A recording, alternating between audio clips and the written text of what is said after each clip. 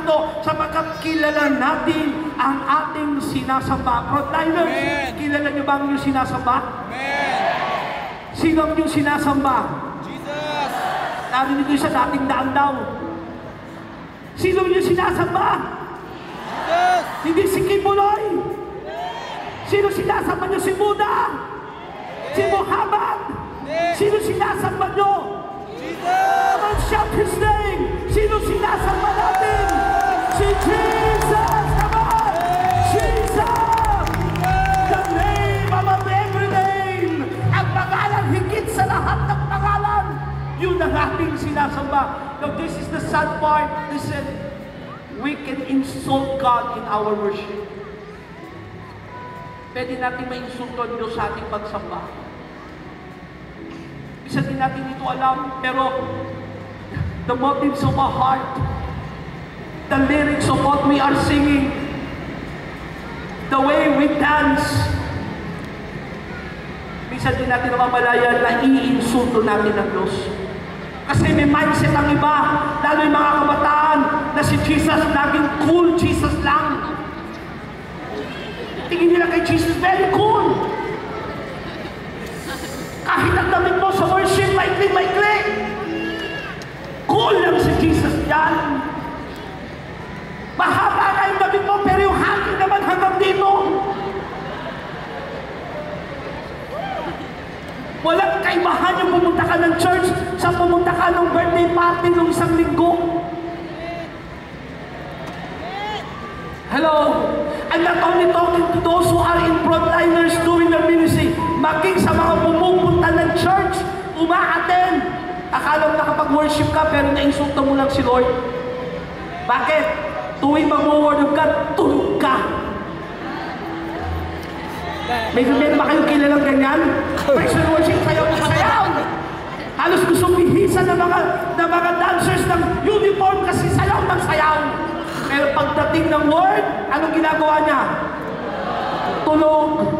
You insult a God. Ay, parang wala akong kausap na yun, ha?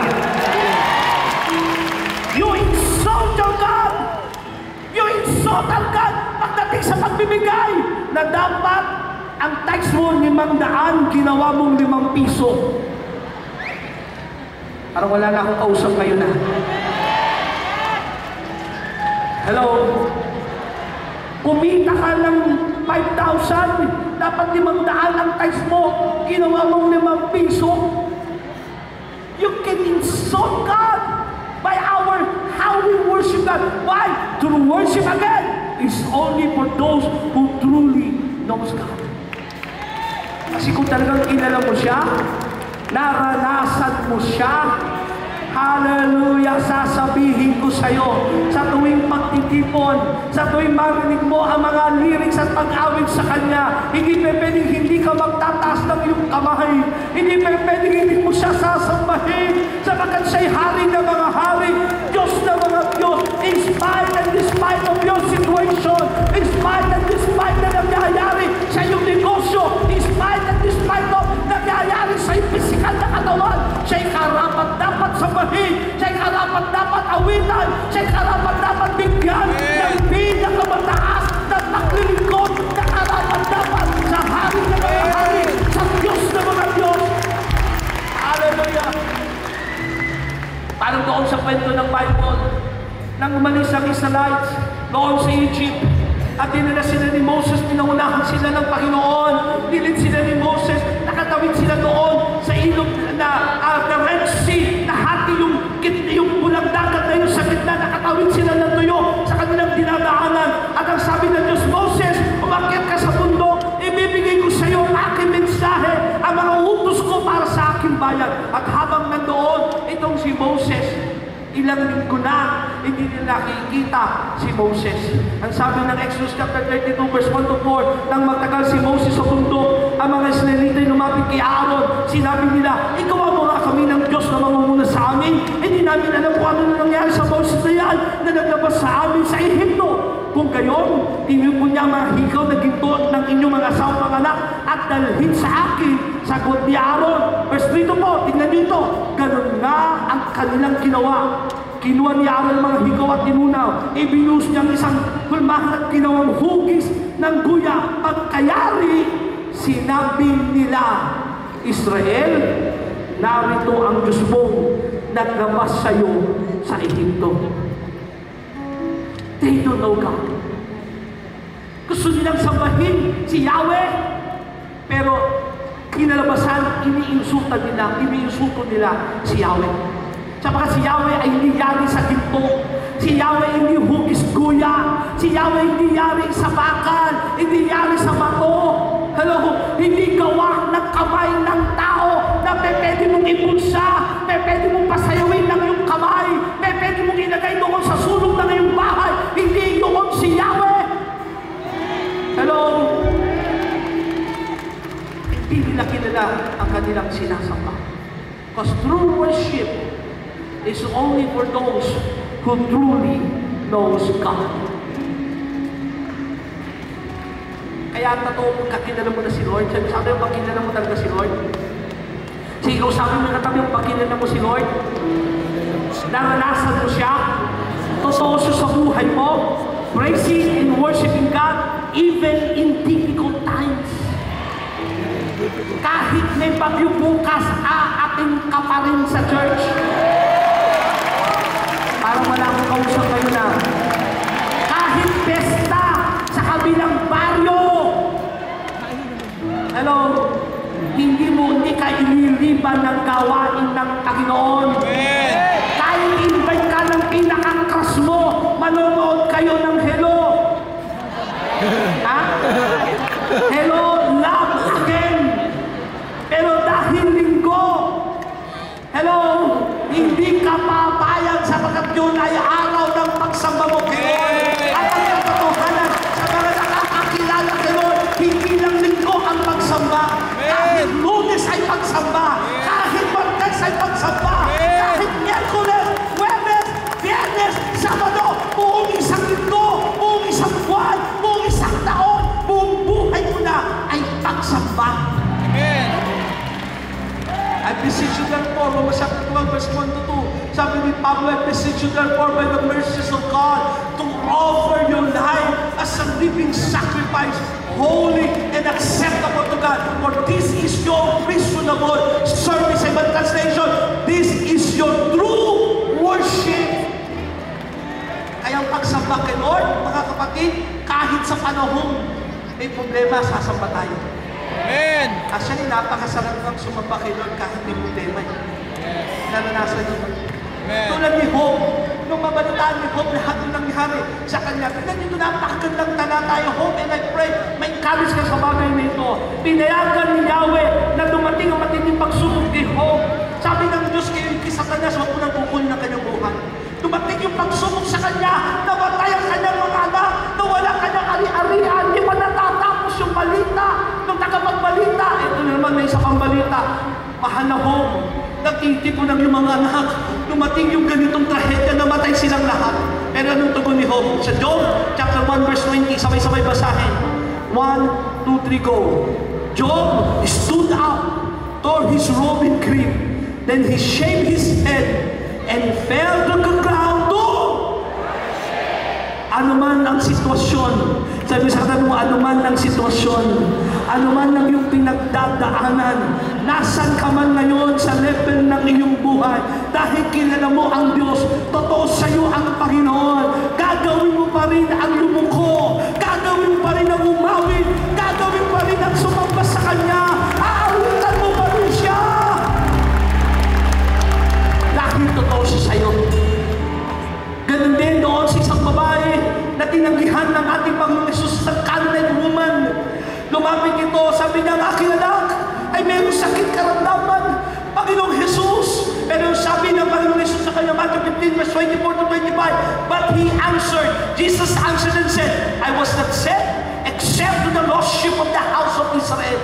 Sabi niya, Panginoong Jesus, hindi ako narito para sa mga hindi Israelita. Nandito lang ako para sa mga Israelites. Hindi ibinibigay. Actually, sa ibang translation, hindi binabatong pagkain para sa mga aso. Pero sabi ng babae nito, then she came and worshiped Jesus, saying, Lord, help Dininay na siya ng Panginoong Jesus. Pero anong reaction niya? Hindi nagtampo siya kay Lord. Hindi nagtanong siya sa Diyos. Hello? Hindi yung iniwan na niya ang paglilingkod. Ano man ang mangyari sa yung sagot ni Lord, sabi mo nga sa katabi mo, ano man ang sagot ni Lord sa'yo, sa hingi mo sa Kanya, sabi mo, ano man ang sagot ni Lord, sige, sabi mo sa katabi mo, ano man ang sagot ni Lord sa'yo, at hindi mo ine-expect yung sagot ni Lord sa'yo, huwag kang magtatampo sa Diyos, huwag kang lalayo sa Kanya, huwag kang magbabago ng puso sa Diyos, bagkus ang reaction ng mga tunay na kilala ang Panginoon. And frontliners, ganyan tayo dapat. We still worship our God. Kahit may sakit si nanay, nasa ospital, so leaders, pupunta pa rin kayo sa pulpito. Hindi parang malungkot, hindi parang walang mangyayari maganda, hindi nagpapakita puno kayo ng problema, kundi pagtayo nyo sa harapan, dahil nakatayo ka sa hari ng mga hari, sasambahin mo pa rin siya. Wala yung mga immature na, Pastor, di mo na po ako makapagsosongling. Pastor, di mo na ako makaka-attend. Pastor, di mo na ako makagagawa ng aking tungkulin kasi may problema kami. Frontliners, in spite and despite of your situation, ano man ang sitwasyon, ano man ang panahon, sasambahin pa rin natin ang Panginoon natin sapagkat kilala natin siya. Why? Worship shifts your focus from problem to the problem solver. Pagsamba natin kay Lord, nasishift tayo nababago yung ating pananaw. Imbes na nakatingin ka sa problema mo, nakikita mo yung laki ng yung Diyos. Amen? Naalala ko, hindi ko makakalimutan yung aming pangalawang anak na si Sander. Nung siya ay 2 months old, 2 buwan pa lamang siya, nagkaroon siya ng matinding sakit. Dinala namin siya sa UST. At ang sabi ng mga doktor, umiiling, wala ng pag-asa. Sapagkat nagkaroon na ng virus sa kanyang buong katawan, yung kanyang dugo, nagkaroon ng matinding virus. Mula sa tiyan pa naman ng kanyang nanay, natanggap niya na yung virus na yon.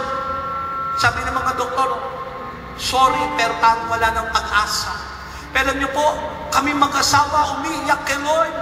Pero sa kabila ng pag-iyak, Panginoon, sabi ko, ano man ang iyong kalooban sa aking anak, sasambahin pa rin kita. Pagkus tumingin ako kay Satanas, sabi ko, hindi dito ha, kay Satanas. Sabi ko, Satanas, kapag kinuha mo, sinaktan mo ang aking anak, at may nangyaring hindi maganda, akala mo, i-stop na kami sa paglilingkod, yayanigin ko ang buong impyerno. Mas marami akong dadaling tao sa Panginoon. Nagkaroon naman ng sakit, yung pangalo naming anak. Matinding sakit sa buong katawan. Namamantal siya, puro sugat. Alam mo, ginawa ko, karga-karga ko siya. Nasa church kami nakatira that time. At noon ako sa pulpito, mataas sa kanyang lagnang. Hawak-hawak ko siya, siguro mga 1 year old pa lang siya noon. Karga-karga ko siya, habang malakad-lakad ako sa pulpito. Sabi ko, Lord, dito ko nangangalan. Dito ko nagsasalita.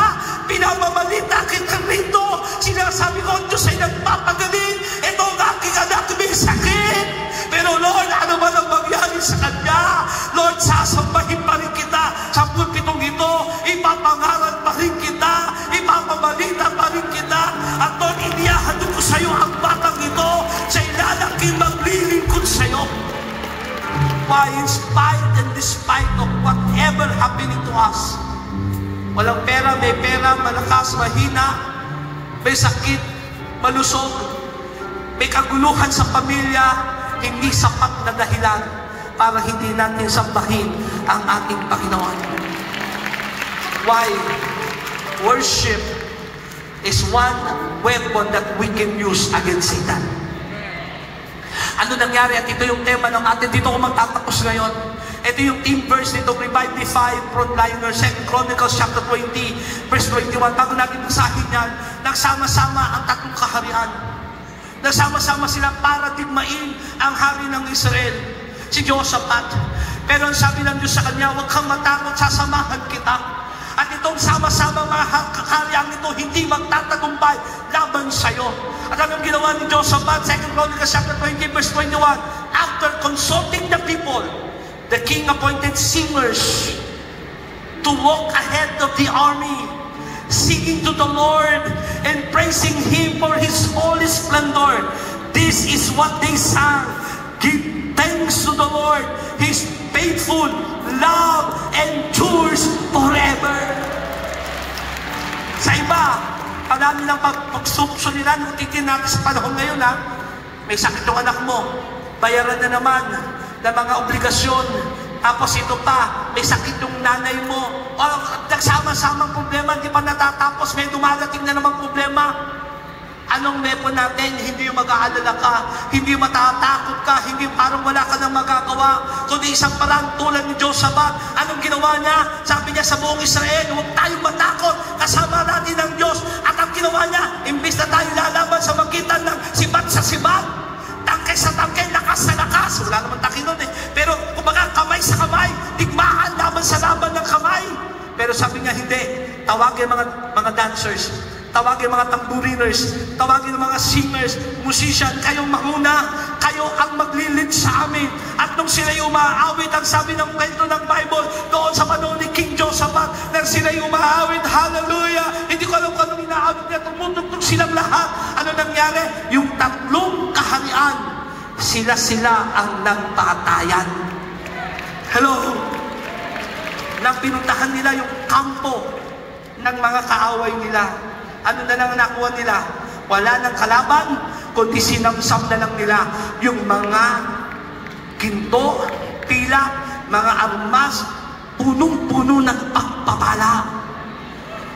Hello? Sabi mo sa katabi mo, yung problema mo? Sabi mo, sige, yung problema mo? Meron expiration date yan. Depende sa pagsamba mo kay Lord ang expiration date ng iyong problema. Kaya huwag kang matakot sa mga totoong mananamba ni Lord, sa lahat ng mga frontliners, in spite and despite of, dahil kilala natin ang Diyos, sasambahin natin siya. Are you ready to do that now? Hello? Tayo lahat ay tatayo. Come on, tatayo tayong lahat. At hindi tayo sasamba tulad nung noon. Kung ang tanong mo, 1 meter o ano ba tawag dyan?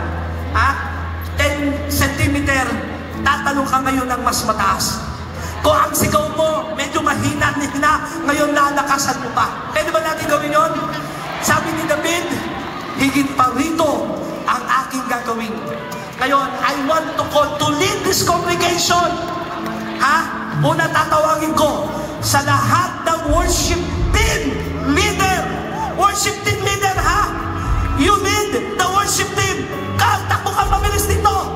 Then sundan ng lahat ng dance leader. Dance leader, come right now. Come. Sa lahat na nag-lead ng choir, you lead the choir. You're the one who leading the voice of your church. Come, come. Pwede ba palapakan natin sila? Habang sila lumalapit. Now, haharap tayo sa kongregasyon. Go to the congregation. In spite and despite of. Sabi mo sa iyong katabi, alam ko kapatid, sige sabi sa kanya, alam ko kapatid, may pinagdadaanan ka rin. Alam ko kapatid, meron ka rin problema. Pero sa oras na ito, hindi tayo kayang daigin ng problema ng sitwasyon sa buhay. Sapagkat narito tayo to level up our worship, to level up our praise, to experience the presence of our God. The whole congregation na narito, San Jose del Monte, Bulacan, mga taga-Bulacan, handa ba tayong itaas ang ating pagsamba sa Panginoon? Come on, church! Hallelujah! Hallelujah! Then let us all began mula sa puso, mula sa tunay na pagkilala sa Diyos. Sambahin natin ang ating Panginoon. Hallelujah! Kung sinasabi sa'yo ni Lord, tumalog ka. Kung sinasabi sa'yo ng Panginoon, lumuha ka. Kapangyarihan ngayon, kapag pagkailanman,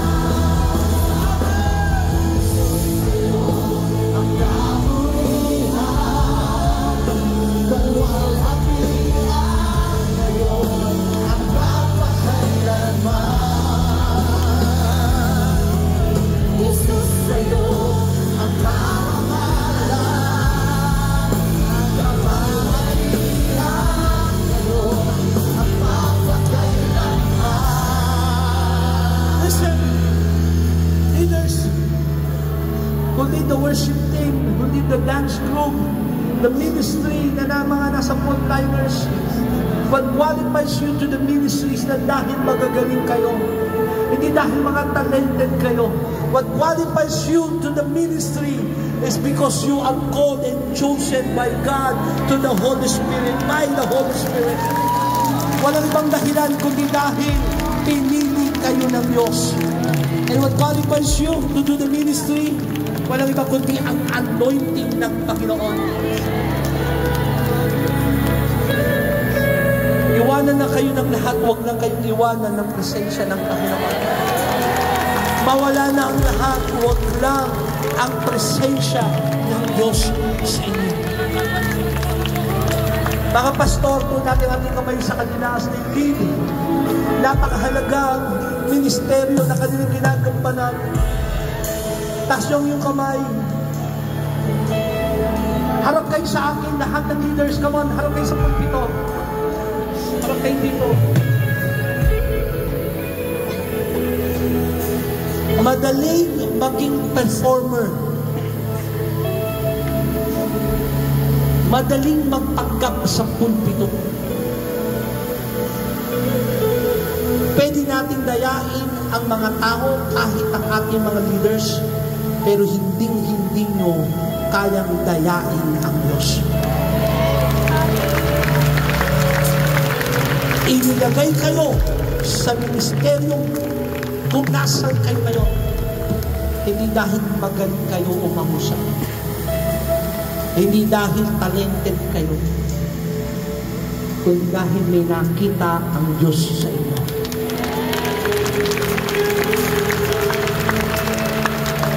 Tulad ng sinabi ng tatay ko, at gusto kong ipasa sa inyo, tingnan natin sa akin, sa paglingkod, puso ang puhunan. Puso. Pag nilagyan mo ng puso yan sa Diyos, gagawin ka, huhusay ka, magiging magandang gagawin mo. Kaya bantayan ng puso. Sapagkat si Lucifer, napakagaling, talented, nasa kanya lahat ng husay, instrumento ng katawan niya. Yun ang sabi ng Bible scholar, grabe, pero nagyabang siya sa Diyos. At kasing bilis ng kidlat, binagsak siya ng Diyos. Ingay nang sa akin, wala kayong maipagmamalaki sa Diyos. Hindi nyo pwedeng takutin ang iglesia dahil sa galing at husay nyo. Wala kayong pagmamalaki sa Kanya. Kaya nyo dapat maging puso natin, maging mababa sa Panginoon, laging hanapin ang mukha ng Diyos, laging hanapin ang presensya ng Panginoon. As you lead your group, as you lead the ministry, gabayan kayo ng Santong Espiritu ng Panginoon, at ang anointing ng Diyos ay dumaloy sa inyong mga buhay. Taas niyo yung kamay ko, Lord. Maghawak-hawak kayo ng kamay. Pastors, mga leaders po natin, mga pastors, mabilis lang po, mabilis lang. Kailangan nila ng anointing. Lapit po tayo, mabilis dito. Takbo po mga pastor, please po, mga pastor, mga leaders ng ating mga chairman, dito po tayo sa pulpito. Bilis po tayo rito, ipagpe-pray namin kayo. Maging sa lahat ng nandiyan na, alam ko frontliners din kayo, Lord. Handa ba kayong tumanggap ng anointing ni Lord? I want to declare to you, may mangyayaring kakaiba sa ministeryo mo ngayong pagtapos. May next level up ng anointing sa ministry mo. Pwede pang humabol yung iba. If you want to, tanggapin yung anointing ni Lord, bilis, takbo kayo sa harapan. Sige, yung gusto pa ng anointing ni Lord sa kanilang ministry, takbo. Hindi ka man leader ng department, o hindi ka man leader ng ministry, nagsumasayaw kayo, part of frontliners, come! What qualifies us to do the ministry is the anointing of God. At yun ang gusto namin i-release ng mga pastor sa inyo. Kasi kami, alam na alam namin, mga pastor kami na nandito, alam na alam namin, na nagagawa lang namin ang aming ginagawa because of the grace of God. Wala nang iba. Gusto nyo bang i-level up natin yung paglilingkod kay Lord? Lahat ng gusto taas yung kamay kay Lord. Mga pastor, i-release natin yung anointing sa kanilang mga paglilingkod. Samahan sila ng Panginoon. Hindi dahil magagandang instrumento meron ang ating mga simbahan. Hindi dahil mga high-tech ang ating mga gamit. Mawala ng lahat ng yan. kahit sa ilalim lang tayo ng puno ng mangga na nagsasama-sama, basta tinataas natin ang pangalan ng ating Panginoong Diyos, bumababa ang kanyang presensya. And Lord, right now, sa pangalan ng Panginoong Jesus, sa pangalan ng Panginoong Jesus, sa pangalan ng Panginoong Jesus, kailangan namin ng iyong presensya. Magbilang namin ng 1, 2, 3. Right now, receive the anointing to continue in the ministry with power, with anointing. Taas sa mata sa kamay, huwag mo pipigilin ang iyong sarili. Pastors, let's release. I-release natin sa kanila ang paglilingkod ng may kabanalan, paglilingkod na merong katwiran, may anointing ng Panginoon. Ama! Ama! Ama! Ama! Pinangako mo, ibubuhos mo ang Santong Espiritu sa huling panahon. In the name of Jesus, we need the power of the Holy Spirit. Pagbilang ko ng 1, 2, 3, huwag mo pipigilin kahit mga nasa likod. 1, 2, 3, receive it!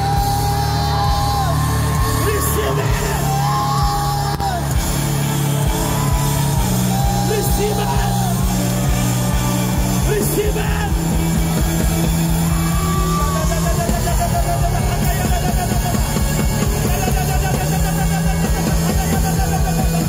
Receive it! Come on! Pastors, minister!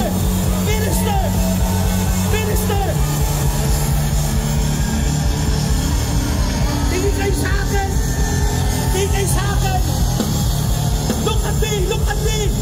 Look at me! You want to receive the anointing of God? Come on! Receive it! Receive it! Yes, in Jesus' name!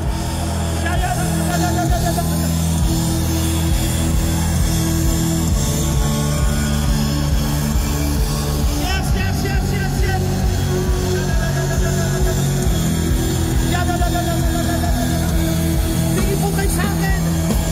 Hallelujah! Ama! Ibuhos mo yung kapangyarihan. You want it? You want? Yes! Yes! Yes! Yes! Receive it! Receive it!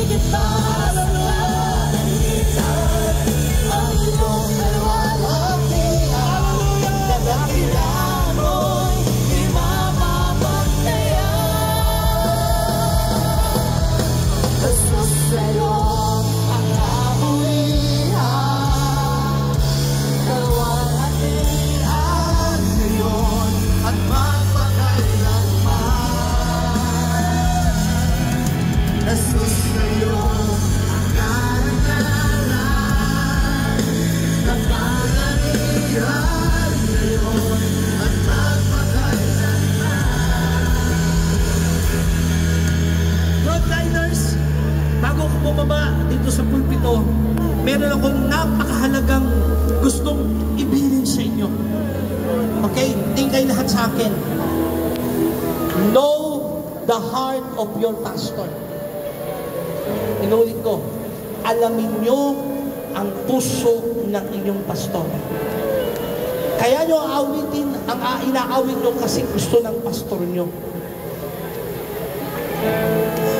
Yung tipong titignan ka pa lang ni pastor, alam nyo na kung anong gustong ipaawit ni pastor. Know the heart of your pastor. Nanda kayo mga frontliners? Kasi kung hindi kayo ka-espiritu ni pastor, sasabihin ko sa inyo, imbis na dumaloy ang anointing sa church, kayo pa nagiging cause, bakit hindi bumababa minsan yung anointing? Know the heart of your pastor. Kung meron man kayong nanaising anointing na dumadaloy sa inyo, yung anointing ng pastor nyo. May kausap ako ngayon? At kung nandito yung pastor, I'm talking to the leadership ha, nag-lead ka ng banda, you lead the dance, you lead the choir, puntahan mo si pastor, magpalehans ka ngayon, habang nag-worship tayo, and then know his heart, know her heart. At sabi mo, pastor, katuwang mo ako. Amen? Yung tipong pagtingin pa lang sa'yo ni pastor, ay, alam mo na ako, ano dapat niyong gawin? Okay, leaders, go to your pastors and ask a prayer right now. As we continue worshiping the Lord, sige po, kahit na nagkakagulo tayo ngayon, kasi kailangan natin ng one spirit, one anointing sa loob ng church. Go to your pastor and ask the anointing, ask the one spirit, one heart, one mind sa loob ng church. Go to your pastor.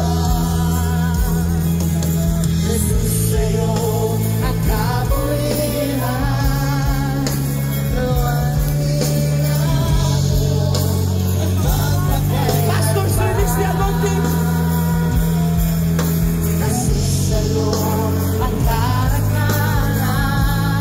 Come on.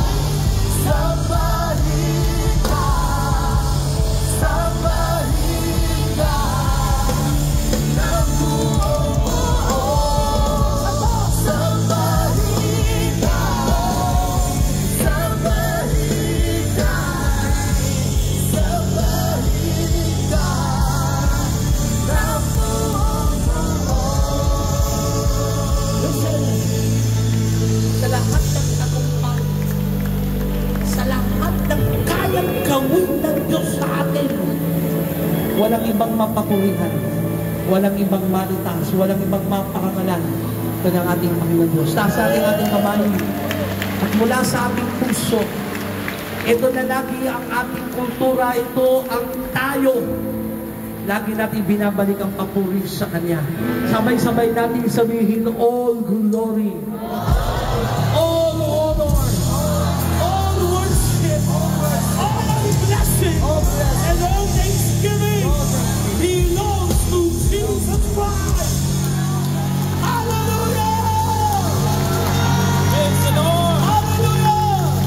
Hallelujah. Hallelujah.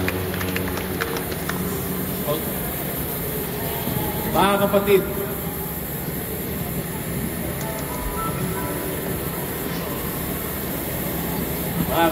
makinig po. Listen. Nasabi sa akin ng Panginoon kanina. Listen to the voice of the Lord. God spoke to me. Sabi niya sa akin, anak, gusto ko na mabuhay sila ng may kabanalan. Anak, gusto ko mamuhay sila ng may kabanalan.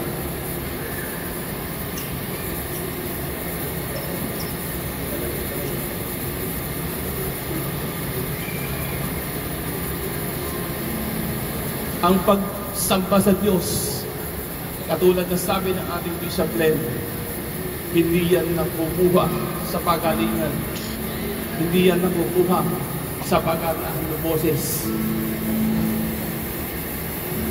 Kung gusto nating maranasan ang presensya ng Panginoon, frontliners, I'm pleading you. I'm pleading to all of you.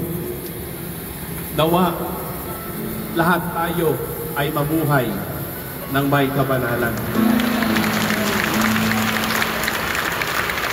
Palakpakan natin ang ating Panginoon.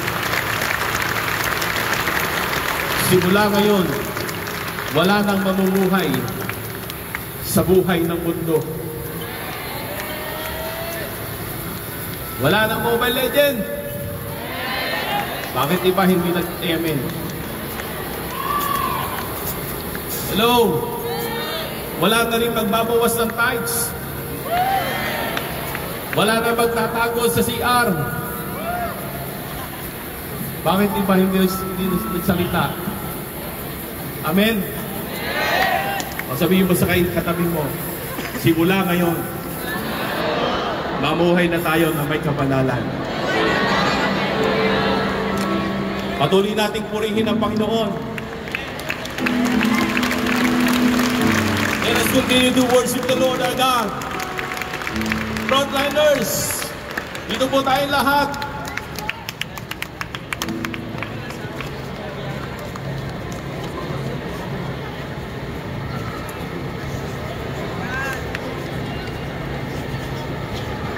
Yung pong mga nasa likod, lapit po kayo lahat. Alam nyo, discern ni Lord yung mataas na pagsamba. Discern ni Lord yung paragalan siya sa ating buhay.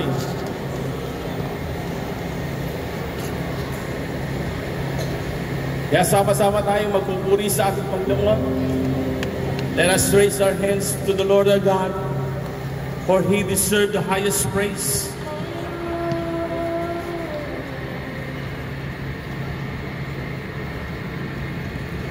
Yes, Lord. Hallelujah.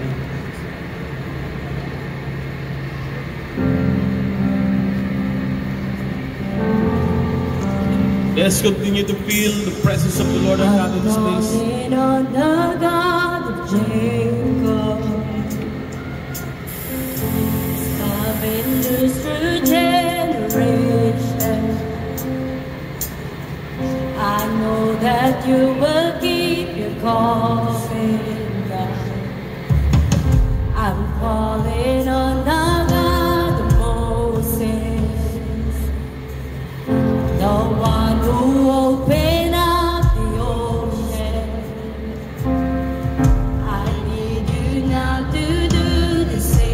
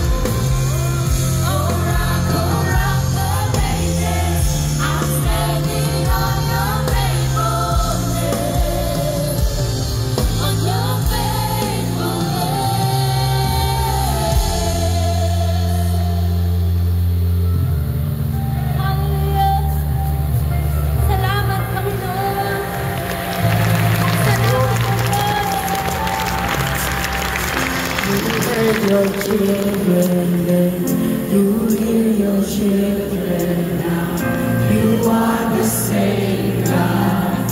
You are the same God. Prayers after, and you will answer now. You are the same God. You are the same God. You are providing now. You are the same God.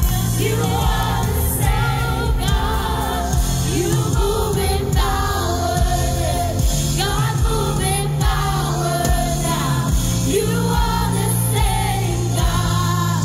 You are the same God. You are a healer. You are a healer now. You are the same God. You are the same Lord. You are the same God. You are the same God. Oh God, my God, I need you. Oh God, my God, I need you now. How I need you now. Oh rock, amazing. I'm standing on your faithfulness. On your faithfulness. Oh God, my God, I need you. Oh God, my God, I need you now. How I need you now. Oh rock, amazing. I'm standing on your faithfulness. On your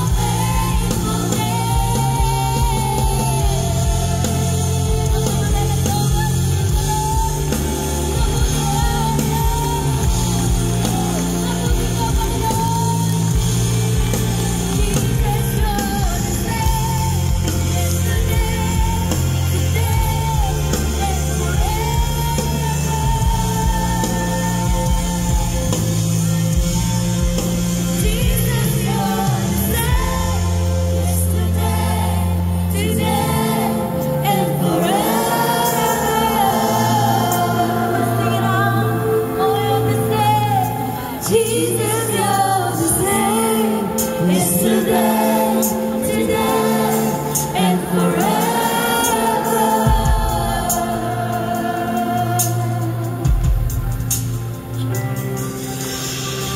You bring the conflicts in your bleeding hearts right now. You are the same God. You are the same God. You touch the leper's hand. I feel your touch right now. You are the same God. You are the same God. Oh,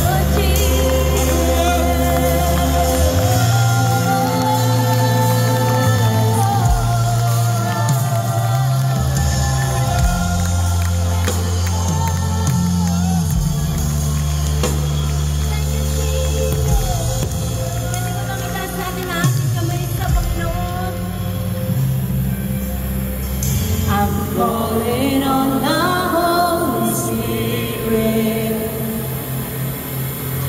Almighty river, come and fill me again. Come and fill me again. Come and fill me again.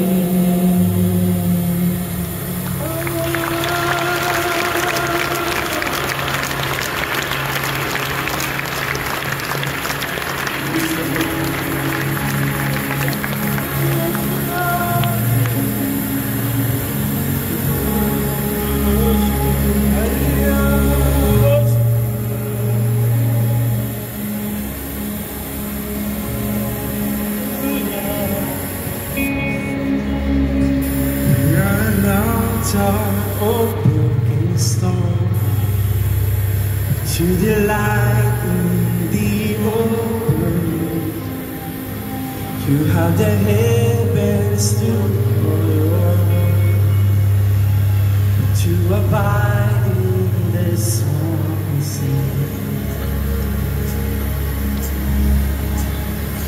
1,000 angels surround your throne, to bring you praise that will never cease.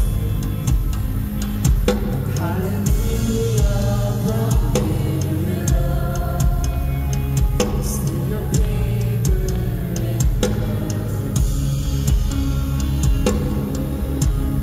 we sing hallelujah, hallelujah, hallelujah. We sing hallelujah, hallelujah, hallelujah.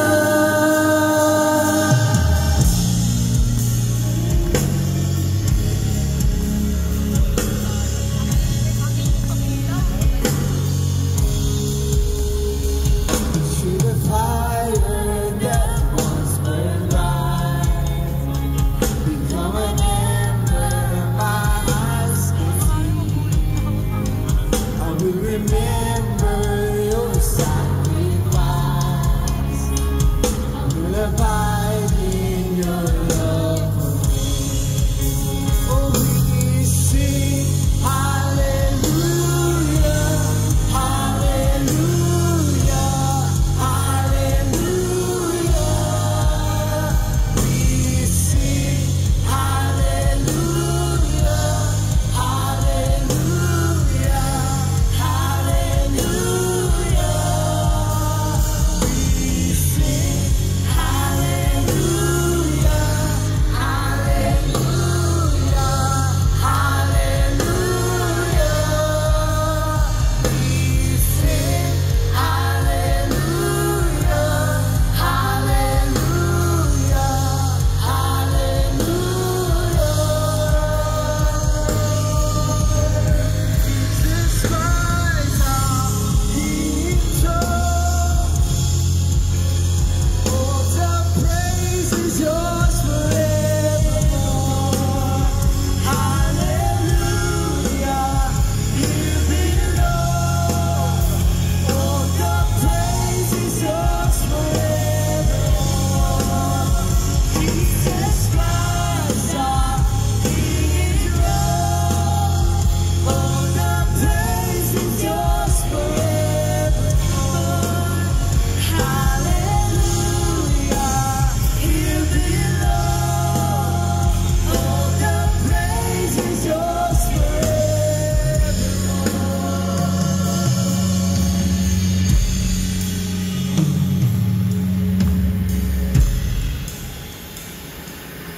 Oh, what a wonderful day to come, where every knee bows before you.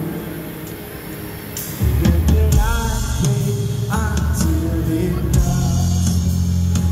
For here and now shall your kingdom reign.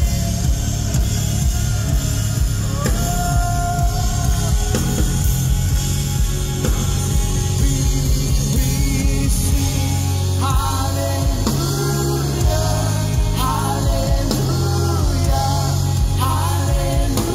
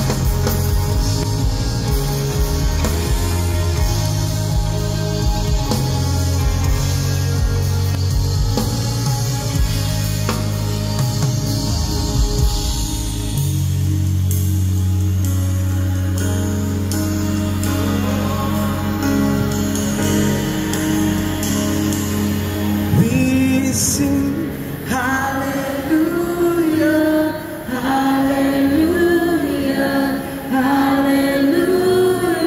Come on, people of God. We sing hallelujah, hallelujah, hallelujah.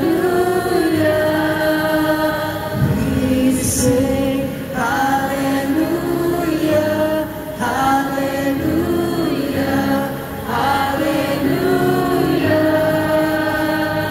We sing hallelujah, hallelujah,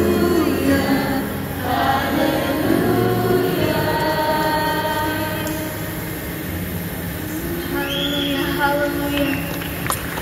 So malakas ang palakpak minsan pa sa Diyos na buhay. Hallelujah. Hallelujah to the risen King. Can you shout Jesus? Hallelujah. Sabihin mo sa katabi mo, hindi pa tapos ang Panginoon sa'yo. May gagawin pa ang Panginoon. Amen? So katulad ng sinabi ng ating OST, your worship is your greatest privilege. So don't waste this time para hindi mo mapapurihan ang Panginoon, para hindi maibalik sa Kanya ang papuring karapat-dapat para lamang sa Kanya. Amen? So let's sing this song.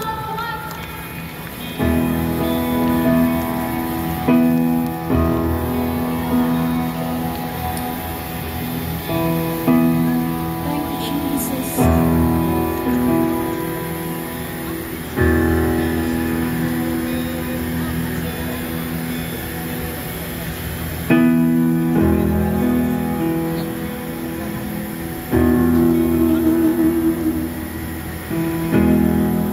Thank you, Jesus. All my words fall short. I've got nothing. How could I express all I could say? I could sing this song as I often do, from every song I sing.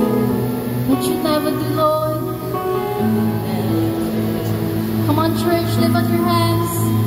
So I'll throw up my hands and praise you again. So that I have is a hallelujah, hallelujah. And I know it's not much, nothing else before a king, except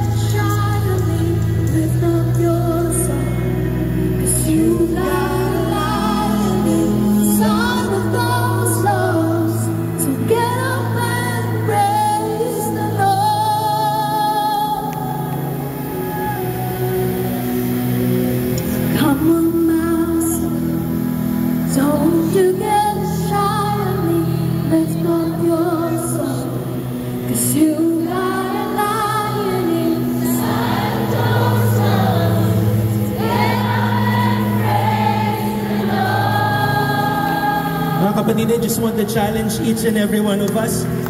Ang Panginoon natin nauuhaw sa pagpupuri ng kanyang mga anak. Alam niyo po, ngayon sa church, nasa Exodus na kami. And listen to this, every time God wants to speak through Moses to Pharaoh, ang lagi niya sinasabi, pakawalan mo na ang mga anak ko para magawa nilang magpuri sa Panginoon. That time they were still in bondage, but God wants to release them from their bondage. So what? So they can worship the Lord. Mga kapatid, sino dito ang pinalaya ng Panginoon? Amen! Sino dito yung dating adik, tapos pinalaya siya ng Panginoon? Sino dito yung dating adik sa porn? Pinalaya siya ng Panginoon. Sino yung binago ng Panginoon ngayon? Sumigaw ng hallelujah! Hallelujah! Listen to this. The only proper response sa lahat ng ginawa sa atin ng Panginoon is to worship the Lord. There's no amount of money you can give to God to please the Lord. There's no amount of house you can build for God to please the Lord. But you know what can please Him right now? Yung pagpupuri ng kanyang mga anak. So kanya ka lang ba magpupuri sa Panginoon? Come on, church! Raise up! Open up the lion in you!